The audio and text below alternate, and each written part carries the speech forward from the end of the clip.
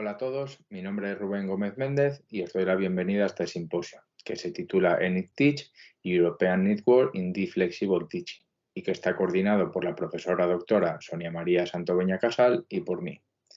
Este simposio es un simposio con base en el proyecto del mismo nombre, desarrollado entre diferentes universidades e instituciones europeas, coordinado por la Universidad Nacional de Educación a Distancia y cofinanciado por el programa Erasmus Plus de la Unión Europea. Este proyecto se centra en la formación abierta del profesorado universitario en metodologías digitales innovadoras. No existe demasiada oferta formativa en este ámbito dirigida específicamente al profesorado universitario, por lo que consideramos esencial el desarrollo de este proyecto, tanto para sentar una base de conocimientos sólida como para crear una red de cooperación distribuida pero cohesionada sobre buenas prácticas educativas. El profesorado universitario ha de estar a la vanguardia en nuevas metodologías de enseñanza, ya que son tomados como ejemplo por las futuras generaciones de docentes y profesionales educativos, pero además porque han de ser capaces de implantar unas metodologías que faciliten la adquisición de conocimientos a sus estudiantes. Este proyecto se expande más allá de las fronteras de nuestro país, abarcando no solo la Unión Europea, sino que se aprovechan de esta formación en abierto profesionales de todas las partes del globo, en el que además tienen la posibilidad de conseguir un certificado oficial con reconocimiento de créditos ECTS. Este simposio consta de 4 ponencias. La primera se titula Metodologías digitales y calidad de los cursos del proyecto ENIC-TEACH y la realizaré yo. La segunda se titula Metodología para evaluar la accesibilidad de la tecnología educativa e innovadora para las personas con discapacidad sensorial y la realizará la profesora doctora María Jesús Roldán Roldán. La tercera se titula EPALE, Redes Europeas e Intercambios de Buenas Prácticas y la realizará el profesor doctor Eduardo López Bertomeo. Y por último, para cerrar el simposio, lo haremos con la comunicación, innovación y metodologías en ENIC-TEACH, que la realizará la profesora doctora Susana Regina López. Comienzo entonces con la ponencia que desarrollaré yo, metodologías digitales y calidad de los cursos del proyecto ENIC-TEACH. Vivimos en una sociedad que se caracteriza por un constante cambio y una alta volatilidad, que necesita de nuevas formas de enseñanza. La forma de enseñar y de aprender ha de evolucionar al ritmo de la sociedad y ha de plantearse desde una perspectiva más holística, más adaptada a las necesidades individuales y al cambio de paradigma educativo. Es de estas necesidades donde surge este proyecto, ya que uno de sus 2 objetivos principales es la capacitación del profesorado universitario en metodologías digitales, activas y flexibles. Se pretende capacitar al profesor universitario en pedagogías digitales flexibles, conectadas y críticas, colaborativas y de investigación, activas y gamificadas e invertidas, así como en la creación de contenidos inclusivos y accesibles a través de una metodología mixta, basada en el microaprendizaje, y en sesiones síncronas, digitales o presenciales, con base en un modelo pedagógico crítico, social y en red. Las metodologías activas son metodologías centradas en el estudiante, donde estos son el centro del proceso de enseñanza-aprendizaje, y en las cuales se trata de crear un proceso interactivo en los que tengan un papel proactivo, fomentando su capacidad crítica y reflexiva. En este proyecto se desarrollan 5 nanocursos, correspondientes cada uno de ellos a un tipo de metodología. El primero de ellos se corresponde con las metodologías conectadas y críticas, el segundo con las metodologías colaborativas y de investigación, el tercero con las metodologías activas y gamificadas, el cuarto con las metodologías invertidas y el quinto con el diseño de programas en línea de aprendizaje flexible. Las metodologías conectadas y críticas son metodologías basadas en 2 elementos clave: el aprendizaje conectivista y el pensamiento crítico. Ya hace más de 10 años, allá por el 2012, George Siemens plantea un marco teórico específico para explicar el aprendizaje en red, el conectivismo, según el cual aprendemos mediante conexiones entre nodos y se lleva a cabo integrando diferentes fuentes de información, opiniones o visiones. En estas metodologías entran en juego 3 elementos fundamentales: En ellas convergen los procesos cognitivos, de comunicación y de socialización. En cuanto a los procesos cognitivos, hablamos de la puesta en práctica del pensamiento crítico y reflexivo. En referencia a los procesos comunicativos, a la capacidad de transmitir, difundir e intercambiar conocimientos e información, defender ideas o debatir. Y en cuanto a los procesos de socialización, es importante en redes sociales crear procesos que faciliten la cohesión y adhesión que puedan llevar a la aparición de nuevas comunidades con objetivos compartidos. El aprendizaje conectado y crítico implica aprendizaje en red, a la vez de la libertad del individuo de decidir sobre su proceso de aprendizaje en cuanto a espacio, tiempo y contenido, así como la interpretación que le otorga la información recibida. Y las redes, por su parte, tanto interpersonales como digitales, ofrecen un espacio en el cual la información fluye por los distintos nodos y donde adquiere numerosas interpretaciones. El aprendizaje colaborativo es aquel aprendizaje que tiene lugar dentro de un determinado contexto sociocultural, con base en el constructivismo. El aprendizaje es entendido, por tanto, como una actividad social, contextualizada y colaborativa. El aprendizaje colaborativo implica que los alumnos construyan su propio conocimiento a partir de la exploración, la discusión, el debate y la negociación. El alumno es un actor principal dentro de su propio proceso de enseñanza-aprendizaje y el conocimiento ha de generarse a partir de la interacción con el grupo y con el profesor. El entorno se convierte en un elemento clave de aprendizaje colaborativo y de investigación, en un componente principal. Perkins introduce el concepto de cognición distribuida, ya que considera que la mente no trabaja sola, donde el proceso de conocer se distribuye física, social y simbólicamente y puede resumirse en dos factores: el entorno, recursos físicos y sociales fuera de la persona, que participa en la cognición tanto como fuente de información y receptor de productos finales, como de vehículo del pensamiento, y el residuo dejado por el pensamiento, lo que se aprende, que persiste no solo en la mente del aprendiz, sino en el entorno. El juego siempre ha tenido un papel esencial en muchas de las actividades humanas y ha sido empleado para el aprendizaje desde edades muy tempranas y tiempos muy lejanos, incluso antes de que existiese ningún tipo de escuela o institución educativa. El uso del juego como estrategia de aprendizaje facilita la adquisición de estrategias básicas y la integración social, al mismo tiempo que favorece un aprendizaje profundo, reflexivo y crítico. La gamificación incorpora elementos o estrategias propias del juego en contextos educativos, con el fin de conseguir una mayor motivación e implicación de los aprendices, y es probablemente la herramienta pedagógica que mayor atención ha recibido y la que se ha considerado la más importante para su implantación en entornos educativos. Se puede afirmar que la gamificación une tres pilares fundamentales: motivación, implicación y diversión. Destacan como ventajas de esta metodología el incremento de la motivación del estudiante, la mejora del autoconocimiento, la promoción de la cooperación mediante el trabajo en equipo, la mejora del aprendizaje significativo, la posibilidad de conocer el progreso mediante la retroalimentación o la oportunidad de crear un entorno de aprendizaje seguro, bueno, entre muchas otras. Hay más que estas que hemos señalado. Las metodologías invertidas son un enfoque pedagógico en el cual la instrucción directa es llevada a cabo fuera del espacio y tiempo de clase. Y este tiempo de clase es utilizado para el desarrollo de actividades que impliquen un aprendizaje significativo.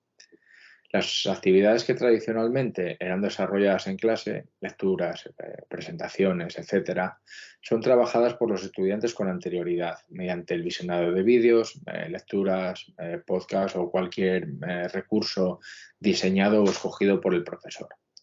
Por lo que la primera parte del aprendizaje, que implica un menor nivel cognitivo, es realizado individualmente por el estudiante. El tiempo de clase está dedicado a actividades que implican un mayor nivel cognitivo y que requieren que el estudiante analice y aplique los conocimientos previos sobre los que ya ha trabajado. En estas sesiones se resuelven dudas sobre aspectos más complicados, donde el profesor juega un papel de facilitador, de guía, da feedback y evalúa las ideas y conceptos clave. En el contexto socioeducativo actual, la enseñanza flexible ha de entenderse como una enseñanza totalmente individualizada y centrada en el estudiante, en la cual cada estudiante pueda escoger su propio itinerario formativo, la forma de proceder y la forma en la que aprende. Además, esta enseñanza debe adaptarse al contexto de cada grupo en general y de cada alumno en particular. Es clave indagar en los perfiles de los estudiantes para poder diseñar materiales más adecuados y que se ajusten mejor y responder así a un diseño universal de aprendizaje.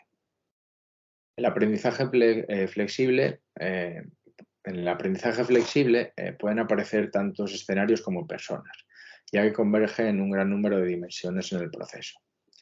Las metodologías, tiempos o formas de aprender pueden ser tan variadas que esto hace imposible diseñar un programa que sin esta flexibilidad se pueda adaptar a cada estudiante. Y esto es esencial en la sociedad actual. Las tecnologías digitales poseen unas características que encajan perfectamente con el aprendizaje flexible, tanto por su elasticidad en tiempos como en espacios y ritmos. Uno de los elementos diferenciadores de este proyecto y de estos cursos, además de su contenido, ya que apenas hay ofertas sobre este tipo de metodologías dirigidas principalmente al profesorado universitario, son los estándares de calidad establecidos. Para garantizar esta calidad, los criterios establecidos son revisados por la coordinación del proyecto a cargo de la Universidad Nacional de Educación a Distancia, después de cada una de las iteraciones de cada curso. Los criterios o indicadores que se establecen para comprobar la calidad de los cursos, que son desarrollados por diferentes universidades, son los siguientes. Han de tener un programa basado en microaprendizaje. Como se ha comentado anteriormente, los cursos están diseñados como NUCs, Nano Massive Online Open Course, y cada uno ha de estar dividido en 5 píldoras, ya que esto facilita que el estudiante pueda acceder y trabajar en ellas, aún no teniendo grandes espacios de tiempo libre. Han de tener un entorno gamificado. No podemos concebir que una de las metodologías del proyecto sean las gamificadas y que nuestros cursos no se desarrollen con estas características, por lo que todos los cursos han de estar diseñados en un entorno gamificado. Recursos educativos en abierto, los REAs. Hay descriptivos e interactivos. Y cada curso ha de tener al menos 5 recursos educativos en abierto descriptivos y 5 recursos educativos en abierto interactivos. Todos estos recursos, al ser en abierto, no solo han de estar disponibles en los cursos, sino que también están publicados en la web del proyecto, que es www.enidteach.eu. La distribución temporal. Los 5 cursos comparten una distribución temporal común, que se distribuye de la siguiente manera. 10 horas para el trabajo de contenidos, que se distribuye en 5 horas de lectura, 5 recursos educativos en abierto descriptivos, de unos 5 minutos cada uno, que esto implica como unas 2 horas de trabajo entre visualización, reflexión y estudio, y 5 recursos en abierto interactivos que implican unas 3 horas de trabajo, mediante su visualización, práctica, reflexión y estudio. Luego hay otras 5 horas de comunicación, de las cuales 2 horas son de participación en los foros mediante aportaciones del estudiante, respuestas a las aportaciones de los compañeros, puesta en común de ideas, debates, etc. 2 horas más de participación en redes sociales mediante aportaciones del estudiante, lo mismo respuestas a las aportaciones de los compañeros, puesta en común de ideas, debates, etc. Y 1 hora de gamificación dentro de la propia plataforma donde se aloja el curso. Y luego, por último, hay una actividad final que lleva en torno a unas 10 horas. Tras el estudio de todos los materiales, es necesario que el estudiante supere una actividad final, no solo para demostrar que ha adquirido los conocimientos necesarios, sino el objetivo principal es para profundizar y ponerlos en práctica. Luego, las guías didácticas. Todos los cursos han de tener una guía didáctica que especifique todos los aspectos que se van a tratar en el curso, desde la presentación de la metodología en general, como cada tema en particular y su programa formativo. Además, se han de describir todos los recursos educativos en abierto, actividades, lecturas complementarias, sistema de evaluación, equipo docente, etcétera. Lecturas complementarias. En todos los cursos, los equipos docentes proponen diferentes lecturas complementarias que, si bien no son obligatorias, son muy recomendables, ya que son lecturas escogidas con el fin de ayudar a lograr una mayor profundización y comprensión de los contenidos. Actividades obligatorias. Como se ha indicado anteriormente, todos los cursos han de tener una actividad obligatoria que tiene dos fines. El principal, ayudar a la comprensión y puesta en práctica de los conocimientos adquiridos y además evaluar estos conocimientos.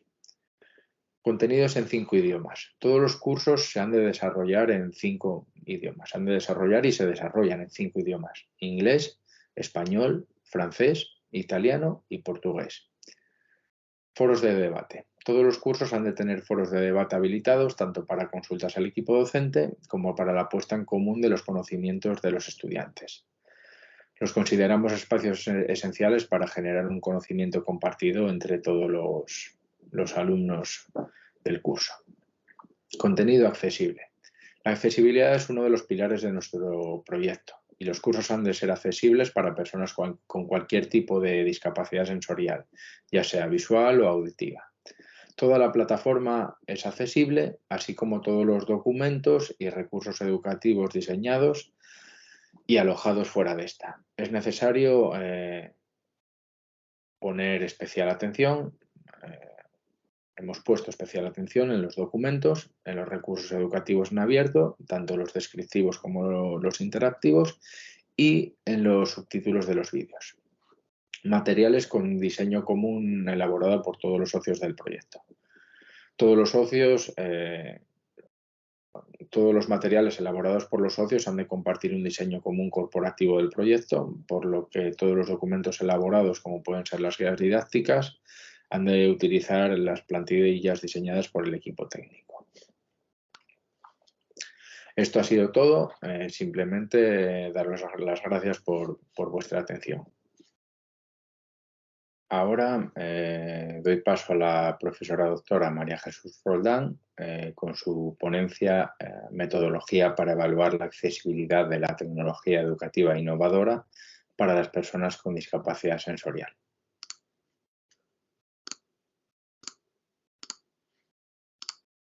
Bienvenidos, bienvenidas a la comunicación donde hablaremos de metodología y accesibilidad. Soy María Jesús Roldán, profesora asociada de la Facultad de Educación de la Universidad Nacional de Educación a Distancia, UNED. Quiero dar las gracias al comité organizador, al comité científico de este Congreso Internacional de Educación e Innovación y un saludo muy especial a todos los compañeros de la UNED por brindarme esta oportunidad. Igualmente, un saludo a las universidades participantes y a los equipos de investigación. Con esta comunicación pretendemos dar visibilidad a nuevas metodologías, donde la accesibilidad busca la eliminación de todas las barreras que limitan la plena inclusión de las personas con discapacidad y para ello hablaremos de metodologías donde es necesario evaluar la accesibilidad de la tecnología educativa e innovadora para las personas con discapacidad sensorial, visual, auditiva y sordoceguera. ¿Qué es lo que vamos a ver? Bueno, veremos una breve presentación, hablaremos del acceso a las TIC para personas con discapacidad sensorial, teniendo en cuenta las aplicaciones accesibles con sus correspondientes principios de accesibilidad y las diferentes herramientas web y digitales accesibles para finalizar con unas conclusiones sobre accesibilidad, teniendo en cuenta las nuevas metodologías educativas e innovadoras. Tendremos como palabras clave de esta comunicación los nuevos entornos de aprendizaje de accesibilidad, como metodología, evaluación, tecnología educativa e innovación. Me van a permitir que les lea el siguiente párrafo. Mis ojos no ven, mis oídos no oyen, pero mi corazón escucha. Vivo a oscuras, pero siento y pienso como cualquier ser humano. Partimos de que las nuevas metodologías educativas plantean espacios nuevos con metodologías activas e innovadoras. Nos encontramos inmersos en el mundo de la innovación tecnológica, donde se necesitan desarrollar nuevos métodos educativos. El alumnado es diverso y cuya participación ha de ser activa con los aprendizajes, siendo estos más dinámicos y significativos. De ahí que nos preguntemos previamente qué entendemos por accesibilidad, accesibilidad universal, qué entendemos por usabilidad y qué entendemos por eficacia. La accesibilidad es la cualidad de fácil acceso para que cualquier persona atendiendo a la diversidad. La accesibilidad universal es aquella condición que deben cumplir los entornos, los procesos, los instrumentos, las herramientas, los dispositivos, etcétera, para ser comprensibles, para ser utilizables y practicables por todas las personas. La accesibilidad es un derecho de la persona y como tal debe ser tratada para conseguir la equiparación de oportunidades. Usabilidad se refiere a la efectividad, a la eficiencia y satisfacción con la que los usuarios específicos pueden abarcar sus objetivos en un entorno, en su entorno. La eficiencia es la cantidad de recursos que se dedican, podríamos decir, a completar una tarea de forma efectiva. Dichos recursos pueden ser medidos de muchas formas, por ejemplo, en tiempo, el número de clics del ratón, en la fuerza que debe emplear la persona, etcétera, etcétera.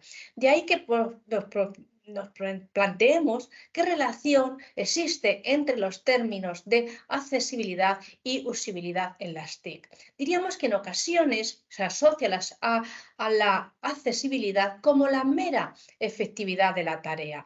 Lo cierto es que existen opiniones diversas sobre la relación entre los conceptos de usabilidad y accesibilidad. Esto es importante, ¿por qué? Porque plantea soluciones al dilema que nos estamos planteando. ¿Qué duda cabe que una aplicación solo es accesible si es usable para todos los grupos de usuarios o al menos para una inmensa mayoría de las personas?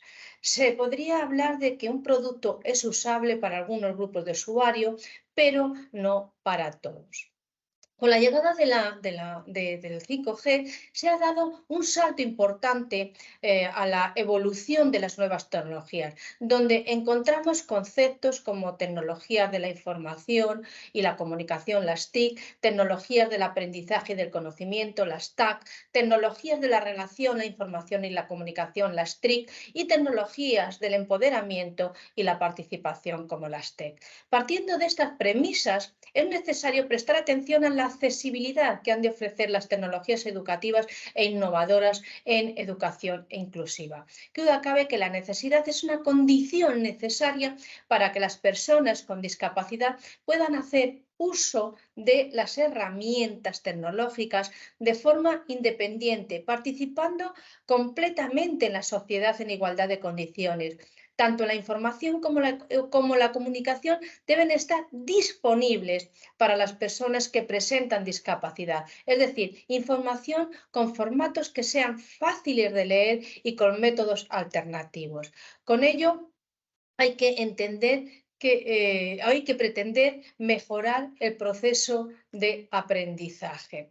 Dentro del acceso a las TIC para personas con discapacidad sensorial, la identidad online en el ciberespacio debe ser un elemento a gestionar dentro de las competencias digitales, tanto de profesionales como de estudiantes. En los últimos años, la digitalización está impulsando fuertemente los avances tecnológicos en la sociedad, especialmente en lo que conocemos como generación Z, es decir, ese grupo de personas nacidas aproximadamente a finales de la década de 1900, a inicios de 2000.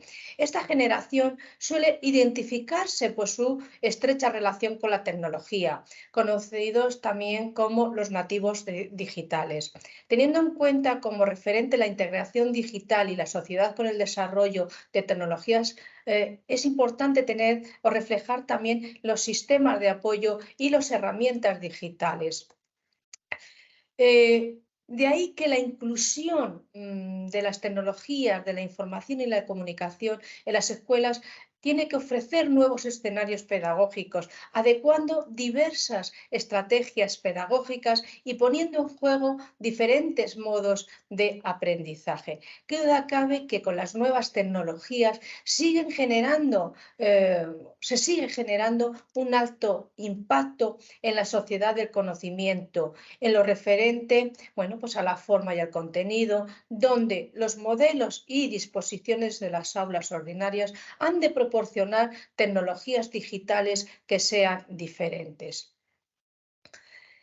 Centrándonos en la discapacidad visual, diremos que para el diseño universal del aprendizaje, el verdadero desafío para los discentes que presentan discapacidad es proveer oportunidades de aprendizaje en el currículum de educación general que sean inclusivas y que sean eficaces para todos los estudiantes, donde se tiene que proporcionar múltiples medios de representación, como aspectos perceptivos, lenguaje, expresión, símbolos, proporcionar múltiples medios de acción y de expresión, atendiendo a la comunicación, a la función ejecutiva, a la expresión, proporcionar múltiples medios de compromiso para captar el interés, mantener el esfuerzo y la persistencia, incluida la autorregularización. Debemos elaborar y conocer herramientas que sean eficientes para las personas que presentan discapacidad visual, dependiendo del grado de discapacidad. Herramientas digitales que estén instaladas y disponibles en las aulas. En lo referente a los materiales de estudio, a los materiales y a las actividades, estos recursos didácticos han de ser fáciles, han de ser versionados en braille o bien se han de utilizar tamaños de fuente mayores, diferentes, poniendo en práctica los principios del DUA. Actividades y materiales docentes que sean accesibles y que sean equitativos, actividades y materiales docentes que sean flexibles y actividades y materiales docentes explícitos y a la su vez claros. Con respecto a lo que son los entornos de enseñanza-aprendizaje, diremos que estos han de favorecer el aprendizaje. Estos entornos de enseñanza-aprendizaje, como mínimo, tienen que exigir un esfuerzo, un mínimo esfuerzo físico y además estos entornos de enseñanza-aprendizaje tienen que ser apropiados para las diferentes personas que puedan acceder a ello. En lo referente a la discapacidad auditiva, diríamos que a lo largo de los últimos años han ido surgiendo diferentes metodologías activas de la educación y prácticas innovadoras, empleándose en la actualidad con la finalidad de ir normalizando la inclusión. Las tecnologías se están convirtiendo en un medio esencial en el diseño y en el desarrollo de materiales didácticos para el discente con diversidad funcional en general y con discapacidad auditiva en particular. Dependiendo de las necesidades y posibilidades comunicativas diferentes, es necesario utilizar, según el caso, y dado que el único canal de información es el visual, se han de utilizar o se han de emplear la lengua oral con lectura labial y las lenguas de signos. Igualmente se han de emplear productos de apoyo para impulsar la comunicación oral. Estos apoyos para la comunicación tienen que ser tienen que permitir la comunicación bidireccional y tienen que permitir la comunicación en audiencias. Además, estos apoyos para el aprendizaje tienen que permitir este acceso a la lectura, tienen que permitir un seguimiento de las clases y además un acceso a las plataformas virtuales de aprendizaje. Con respecto a los apoyos de acceso al software, diremos que hay que desarrollar programas para la estimulación del desarrollo de la lengua, para el desarrollo de la lectoescritura, programas para el aprendizaje de la lengua de signos y programas para el aprendizaje de sistemas alternativos. En lo referente a las aplicaciones accesibles, hemos de partir de una serie de pautas accesibles. ¿Por qué la accesibilidad web es importante? Esa es una de las preguntas que nos tenemos que hacer. No es importante, es muy importante que la web sea accesible para poder proporcionar un acceso equitativo en igualdad de oportunidades a las personas con discapacidad. Una página web es accesible cuando puede ayudar a las personas con discapacidad a que participen más activamente en la sociedad. La web accesible ofrece una oportunidad de acceder a la información y permite interactuar, sirviéndonos de productos de apoyo. ¿Qué son los productos de apoyo? La siguiente pregunta. Los productos de apoyo son ese hardware y ese software que se añade o se conecta a un sistema a fin de hacerlo más accesible para una persona.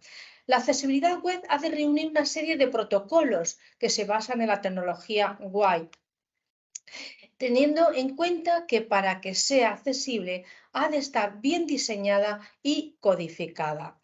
W3C es un grupo internacional e independiente que define los protocolos y los estándares para lo que es la web.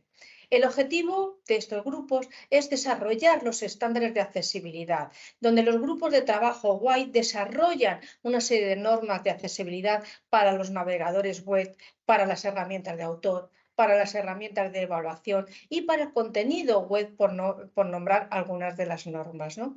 Que duda cabe que las normas del grupo de trabajo para los contenidos web se llaman pautas de accesibilidad al contenido de la web y que es conocida con las iniciales WCAG. Estas pautas de accesibilidad se basan en 4 principios básicos: perceptibles, operables, comprensibles y a su vez robustas. Hay 3 niveles de conformidad en los protocolos de accesibilidad, que son estos iconos que tenemos en la parte derecha. El nivel A es el nivel mínimo de accesibilidad a una página web. El nivel AA es un nivel que tiene un nivel superior al anterior y que nos va a permitir tener mayores características dentro de esa accesibilidad, pero sigue siendo insuficiente. De ahí el nivel 3A, que incluye todos los requisitos de los niveles a simple y a doble. Que duda cabe que la triple A da conformidad a las directrices de accesibilidad para los contenidos web y que veremos en muchas de las páginas web según navegamos. Las herramientas y las tecnologías diseñadas para personas con discapacidad tienen que basarse en la creación de esa serie de pautas de accesibilidad de las herramientas. De ahí que tengamos pautas de accesibilidad para herramientas de autor, que son conocidas con las iniciales de ATAG, y pautas de accesibilidad para agentes de usuario, que son conocidas con las iniciales UAAG. Estas pautas de accesibilidad de las herramientas de autor, por ejemplo, se utilizan para hacer que las propias herramientas de creación sean accesibles, que permita ayudar a los autores a crear contenidos web más accesibles, sin olvidarnos de las pautas de accesibilidad del agente del usuario, que tiene que reunir una serie de características para que esos contenidos sean accesibles. Dentro de las aplicaciones accesibles hay que prestar atención a una serie de principios. Aquí hemos representado algunos de esos principios porque no da tiempo a describirlos todos ellos. Diríamos que dentro de estos principios uno de los más importantes son esos estándares de accesibilidad basados en varios componentes, en componentes web, en agentes de usuario, en herramientas de autor, en tecnologías de apoyo, etc. Que duda cabe que la iniciativa de accesibilidad web del W3C ha de incluir pautas de accesibilidad al contenido web, pautas de accesibilidad a los agentes de usuario. Otro de los principios es esas pautas de accesibilidad de información, teniendo en cuenta que esta tiene que ser, la interfaz tiene que ser sensible al usuario, donde se deben dar alternativas de texto para contenidos que no son textuales, como por ejemplo la funcionalidad de una imagen, de un objeto, etcétera, etcétera. Otro de los principios son esos que tenemos que tener en cuenta son los subtítulos u otras alternativas para multimedia, siendo conscientes de que las personas que no pueden oír audio o ver vídeo necesitan alternativas como transcripciones textuales, subtítulos, audiodescriptores, etcétera. Importante también el principio de contenido donde estos contenidos se tienen que caracterizar porque tienen que ser fáciles de ver y de escuchar. Funcionalidad disponible del teclado siendo otro de los principios. Imágenes y animaciones usando el atributo al para describir la función de cada una de esas imágenes. También, principio importante, los mapas de imágenes, de imágenes usando el elemento map y texto para las zonas alternativas. Que duda cabe que los enlaces de hipertexto tienen que ser o se tienen que caracterizar porque tienen que tener un sentido leído fuera del contexto, en cierto modo, ¿no? También importante las tablas facilitando la lectura línea a línea dentro de estos principios de accesibilidad. Como herramientas web accesibles, diríamos que partiendo de la condición de que accesibilidad hace referencia al diseño de productos digitales que se elaboran, que se diseñan y que se desarrollan y que desarrollan URLs, pueden ser utilizados estas herramientas que pueden ser utilizadas por cualquier usuario. La herramienta web accesible son esas aplicaciones, software que ayudan a conseguir que las páginas web cumplan los requisitos de accesibilidad. En general, podríamos encontrar herramientas de accesibilidad como las que tenemos descritas o representadas en ese gráfico en la diapositiva, que no vamos a mencionarlas ni a describirlas cada una de ellas. Sí diremos, por ejemplo, que es una utilidad para revisar la accesibilidad de las páginas web de acuerdo con las recomendaciones de las directrices de accesibilidad de contenidos en la web. ERA realiza un análisis automático previo de la página e informa si se encuentran errores, detectándolo de forma automática y qué puntos de verificación de las pautas deben de ser revisados manualmente. Todas ellas son herramientas de revisión de accesibilidad. Comentamos que hay diversidad de herramientas dirigidas para discapacidad visual, ¿no? Pero no solamente discapacidad visual, sino también auditiva y sordoceguera. Tenemos en pantalla tenemos diferentes herramientas digitales para visuales, auditivos y sordocegueras que no podemos describir o que no vamos a describir cada una de ellas. Esas son algunas representativas, hay varias, hay bastantes, ¿no? Dentro de cada una de esas aplicaciones accesibles. Son herramientas en general que van a permitir al alumnado participar de igual forma que cualquier otro compañero. Nos encontramos. Para concluir, podríamos decir que nos encontramos con nuevos paradigmas para garantizar y trabajar a favor de la equidad educativa. El uso de las herramientas digitales accesibles favorece la enseñanza y el aprendizaje, contribuyendo al bienestar emocional de todos los agentes implicados en las tecnologías de la información y la comunicación. De ahí que sea necesario presentar nuevos métodos de aprendizaje. Solo así se estará cumpliendo la legislación vigente en cuanto a equidad, igualdad de oportunidades e inclusión educativa. La diversidad de las personas implica que cada individuo tiene unas capacidades diferentes y que cada una de estas capacidades pueden estar más o menos desarrolladas, más desarrolladas o menos que otras. Todo cabe que la utilización de los recursos tecnológicos en el aula incrementa de manera positiva el interés por los contenidos impartidos. A pesar de la utilización de las TIC dentro y fuera de las clases, las herramientas digitales están logrando motivar al alumnado.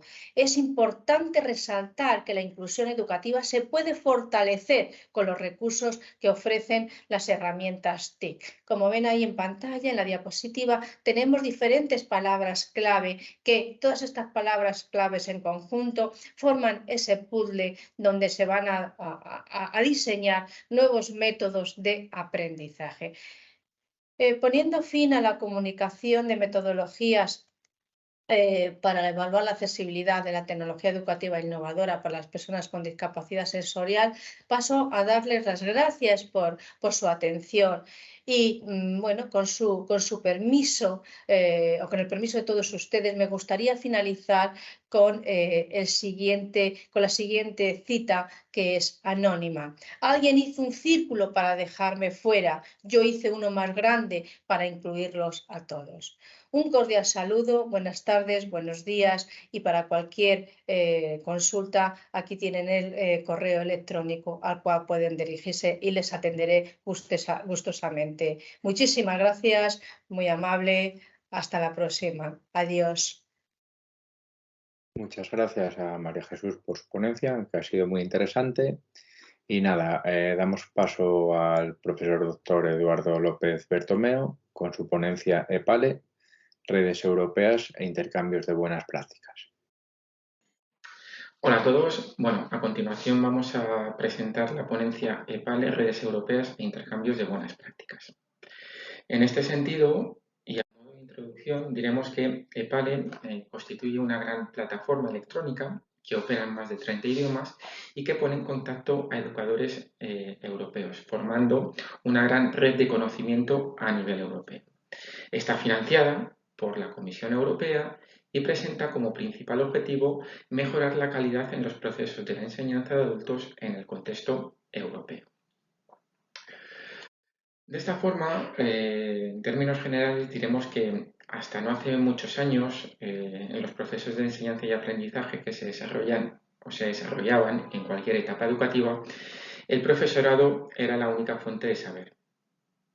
Sin embargo, esta situación en las últimas décadas ha cambiado y ha cambiado como consecuencia de diversas causas. La primera de ellas, pues los enormes avances científicos, sociales, económicos y culturales a los que estamos asistiendo. Y la segunda de estas causas ha sido la expansión social de Internet que hubo en los años 90 del siglo pasado. Esta última causa, principalmente, la expansión social de Internet, ha hecho que el alumnado tenga un fácil acceso a una enorme cantidad de información. Y esto ha llevado a que se rompa el rol docente como única fuente de conocimientos. Y es en este contexto en el que las redes de conocimiento o el trabajo en red resulta o tiene un gran valor para crear y potenciar e intercambiar conocimientos. De esta forma, en cuanto a las redes de conocimiento en educación, cabe destacar que pues el auge en el ámbito educativo de este tipo de redes viene provocado por la necesidad de las instituciones educativas de rendir cuentas sobre sus niveles de calidad educativa. Unos niveles de calidad educativa que principalmente se sustentan en altos niveles de innovación, asociado todo ello al desarrollo tecnológico. Las redes de conocimiento en el contexto educativo presentan características especialmente útiles para el binomio docente-discente. Entre esas características podemos destacar dos. La primera es que ofrecen espacios para la formación y la actualización permanentes sin límites geográficos. Y la segunda de ellas es que las redes de conocimiento permiten compartir centros de documentación, bases bibliotecarias o servicios de información especializadas, en nuestro caso en el ámbito educativo. En este sentido, podemos decir que las redes de conocimiento en el ámbito educativo presentan una serie de ventajas y también de inconvenientes, aunque, como vamos a ver a continuación, son más las ventajas que las desventajas. Entre las ventajas podemos destacar el hecho de que las redes de conocimiento en el ámbito educativo fomentan compromisos orientados a la mejora educativa. De igual forma, podemos decir que suponen una apuesta decidida por el cambio y la innovación. De igual forma, pues las redes de conocimiento evitan el aislamiento docente y le hace copartícipe de prácticas innovadoras. También ayudan a organizar y encontrar información trascendente para fines institucionales o personales.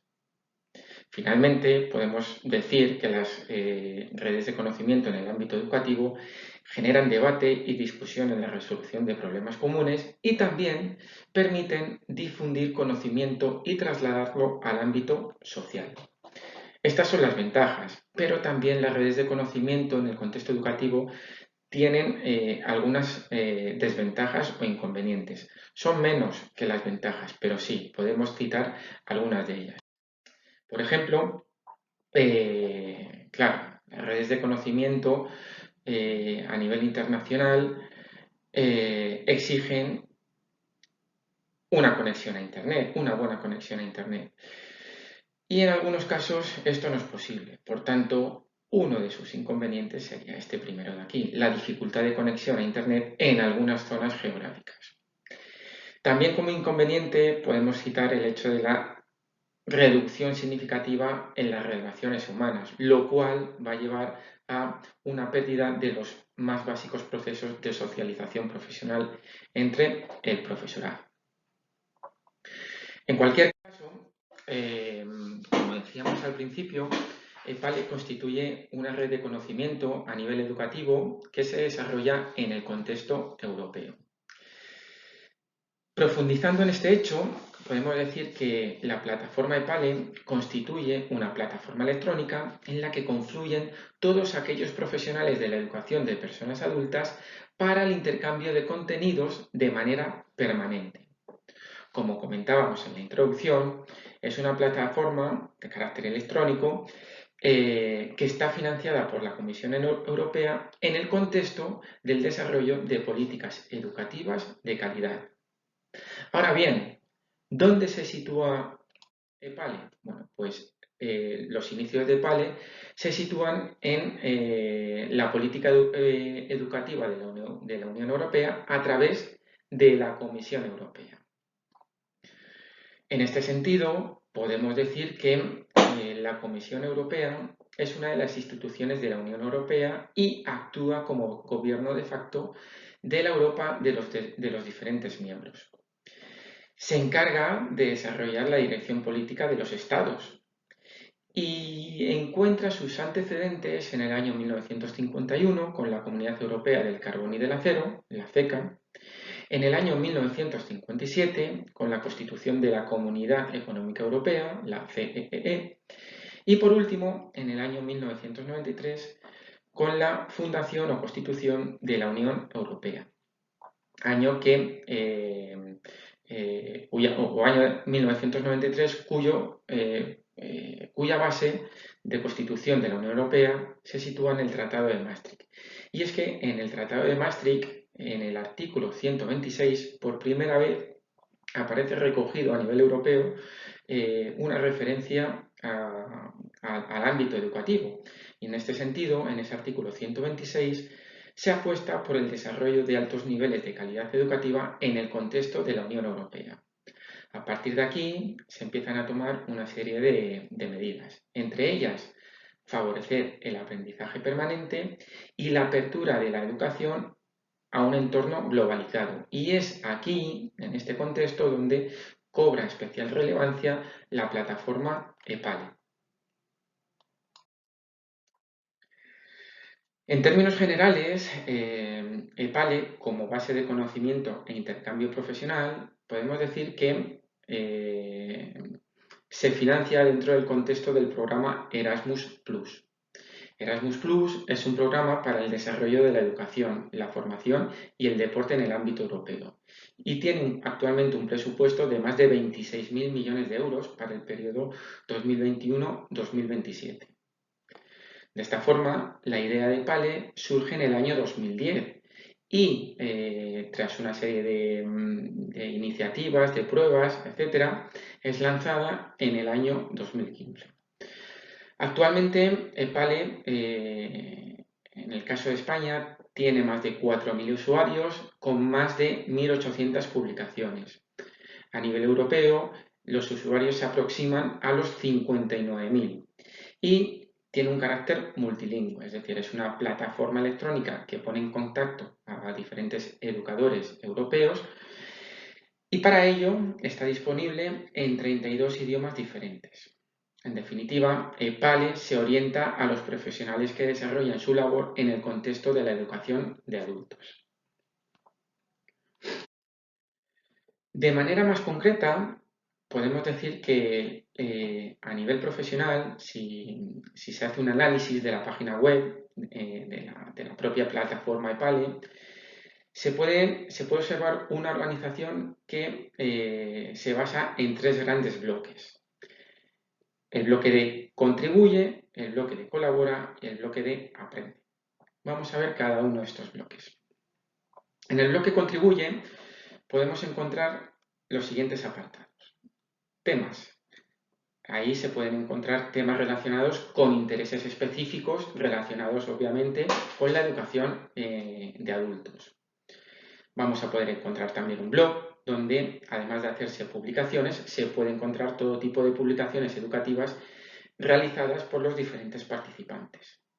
También se encontrará un apartado de noticias con las últimas innovaciones en materia de educación de personas adultas, un apartado de eventos donde se podrán ver actividades que se van a desarrollar en el contexto europeo y un último apartado titulado Historias de la comunidad, donde aparecen recogidas historias personales asociadas a la innovación y a la mejora educativa.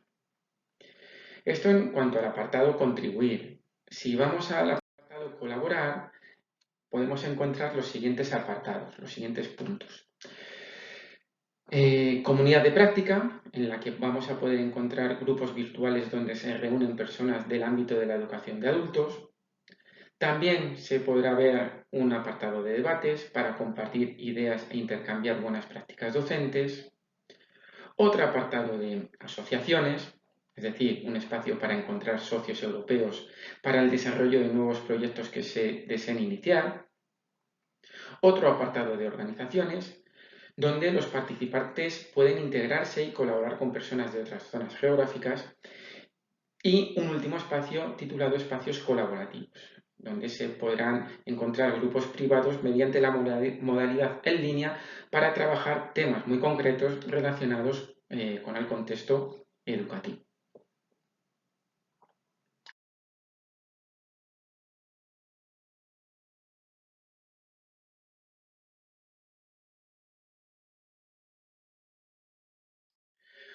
El último de los grandes bloques, el que se pueden distinguir en la plataforma EPALE, es el bloque Aprender. Y ahí podemos encontrar los siguientes apartados. Un apartado de MOOC, donde se facilita el acceso a cursos formativos. El apartado de recursos o espacios de recursos abiertos. Otro apartado de centros de recursos, donde aparecen estudios sobre prácticas innovadoras. Y un último apartado titulado Otros apartados, en el que a modo de conclusión, diremos que la gran cantidad de cambios económicos, sociales, culturales y científicos a los que estamos asistiendo y la velocidad de esos cambios impiden al docente poder abarcar todos esos conocimientos. A partir de aquí, el desarrollo de redes de conocimiento en entornos virtuales se hace más necesario que nunca. Y es ahí donde PALE tiene una especial relevancia. En este sentido, podemos decir, ya para concluir, que EPALE facilita la colaboración y participación en una red profesional, permite acceder a un gran volumen de nuevas tendencias e innovaciones educativas y eleva, finalmente, los niveles de calidad y formación en el entorno de los sistemas educativos nacionales a nivel europeo. Bien, pues llegados a este punto, simplemente agradecer la atención prestada y, bueno, pues... Muchas gracias a Eduardo por su ponencia, muy interesante también. Y nada, damos paso a la profesora doctora Susana Regina López con su ponencia Innovación y metodologías en ICTeach. Esta comunicación presenta las metodologías activas y flexibles del proyecto. Se espera a través de este proyecto promover la formación del profesorado e investigadores en pedagogías digitales y su implicación en la construcción de una red distribuida pero cohesionada de cooperación para el intercambio de buenas prácticas y la transformación digital. Es en este marco en el que se presentan estas metodologías flexibles, activas, participativas. Las bases conceptuales para la innovación y flexibilización de las prácticas educativas que se enmarcan en este proyecto tienen un sustento orientado a la colaboración, el aprendizaje entre pares, la flexibilización y la innovación. Es así como en esta comunicación retomamos entonces las metodologías sustanciales de esta propuesta. En primer lugar, las metodologías activas, luego metodología conectada, metodología colaborativa, metodología gamificada y metodología híbrida. A continuación, vamos a conversar y presentar cada una de estas metodologías. En primer lugar, presentamos las metodologías activas. Cabe destacar que de alguna manera estas metodologías activas engloban o incluyen las metodologías que se presentan también a continuación, que también pueden entenderse como metodologías activas. Lo que vamos a plantear cuando hablamos de metodologías activas es el lugar del alumnado. Lejos de adquirir un rol pasivo, el alumnado adquiere un rol activo, donde es el protagonista de sus procesos de aprendizaje, ya no es un estudiante receptor de lo que el profesorado le transmite, sino que justamente es protagonista de sus procesos de aprendizaje y tiene un rol activo y participativo en el proceso de aprender. Esto implica, por supuesto, cambios de rol en el profesorado. Ya no se trata de transmitir información, sino que se trata de promover acciones para que justamente el alumnado pueda adquirir este rol de protagonista y gestionar sus procesos de aprendizaje. La evaluación también cambia en cuanto a su rol, porque se entiende ahora la evaluación en el marco de las metodologías activas como un proceso continuo y adquiere absoluta importancia el trabajo grupal e el intercambio entre pares, justamente por este rol activo del alumnado, por este rol de protagonista de sus procesos de aprendizaje que requieren necesariamente el trabajo grupal y del intercambio con otros. Aparece entonces en este marco, dentro de las metodologías activas, las metodologías conectadas, que implican las conexiones, implican establecer redes de intercambio, de conexión entre pares, de poder construir conocimiento con otros. Se habla de comunicación y colaboración, y estas redes se entablan no solamente en las comunicaciones cara a cara, sino también a través de las mediaciones tecnológicas con las redes sociales. Y aparece allí el uso de las redes sociales como recurso para la enseñanza y el aprendizaje. Esto implica gestionar las interacciones en las redes y aquí adquiere un rol docente protagonista eh, porque es necesario hacer una exhaustiva planificación y un seguimiento de estas interacciones en las redes y de los intercambios que se van sucediendo. Por supuesto, estos intercambios que se gestionan desde los procesos de enseñanza tienen necesariamente que ver con los contenidos que se desean trabajar.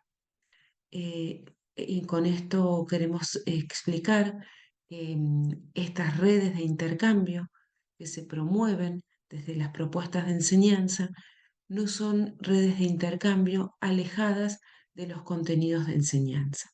Pero lo que sí es importante cuando se utilizan estas metodologías conectadas y las redes sociales para el trabajo de comunicación e intercambio de contenidos es el monitoreo permanente, el seguimiento permanente del profesorado y haber gestionado previamente un proceso de planificación para que estas metodologías se lleven a cabo adecuadamente, particularmente a través de las consignas que se presentan al estudiantado y los procesos de seguimiento que requieren.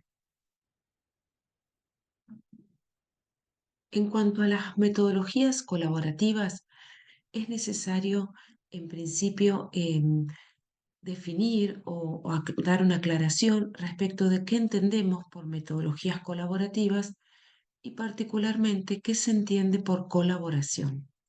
En principio, en las propuestas de trabajo colaborativo, el alumnado alcanza sus objetivos de aprendizaje no solo en la medida en los que los demás también lo hacen y se benefician mutuamente del intercambio generado.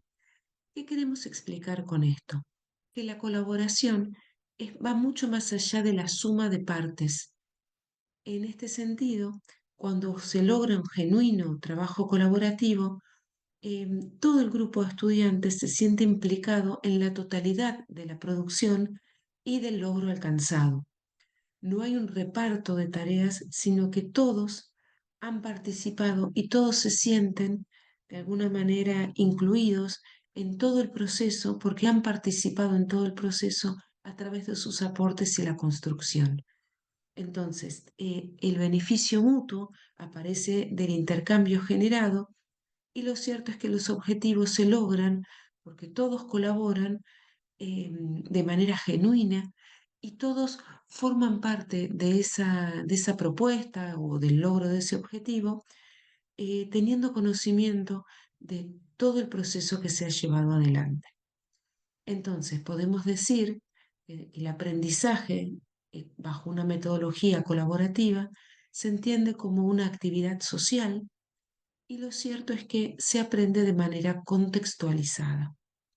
El rol docente también es protagónico porque es quien también va a gestionar y monitorear a los distintos grupos para que se logre una genuina propuesta colaborativa y que no termine siendo la consigna generada una sumatoria de partes donde se logra el objetivo, pero no hay una genuina colaboración entre cada uno de los integrantes de un grupo colaborativo.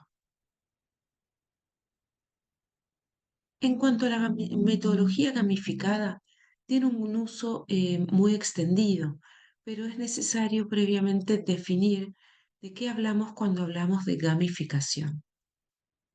Vamos a retomar aquí esta definición donde se define a la gamificación como la aplicación de mecánicas de juego en contextos que no son de juego, con el propósito de alcanzar un mayor compromiso por parte del alumnado y fomentar procesos de aprendizaje. Por eso cuando hablamos de la aplicación de mecánicas de juego en contextos que no son de juego, estamos hablando de contextos educativos donde hay un propósito de enseñanza. Por eso se habla de alcanzar un mayor compromiso por parte del alumnado y fomentar procesos de aprendizaje.